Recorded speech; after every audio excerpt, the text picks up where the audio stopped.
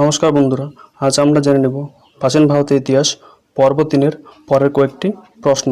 তো চলুন দেরি না করে জেনে নেওয়া যাক সে কয়েকটি প্রশ্ন উত্তর। প্রথম প্রশ্ন, ফাহিয়ান কোন রাজার শাসনকালে ভারতে এসেছিলেন? উত্তর হবে চন্দ্রগুপ্ত দ্বিতীয় বিক্রমাদিত্যের সময়। প্রশ্ন নম্বর 12, নালন্দা বিশ্ববিদ্যালয় কে প্রতিষ্ঠা করেছিলেন? উত্তর হবে কুমারগুপ্ত। প্রশ্ন নম্বর 13, হর্ষবর্ধনের রাজধানী কোথায় ছিল? উত্তর হবে কানৌজ। প্রশ্ন নম্বর 14, এলোরায় বিখ্যাত কৈলাস মন্দির কে নির্মাণ করেন? উত্তর হবে রাষ্ট্রকূট রাজা কৃষ্ণ প্রথম। প্রশ্ন নম্বর 15, মহেঞ্জোদারোর গ্রেট বাথ কি নির্দেশ করে? উত্তর হবে ধর্মীয় বা সামাজিক আচার অনুষ্ঠানের স্থান। প্রশ্ন নম্বর 16, বৈদিক যুগে প্রধান ফসল কী ছিল? উত্তর হবে যব।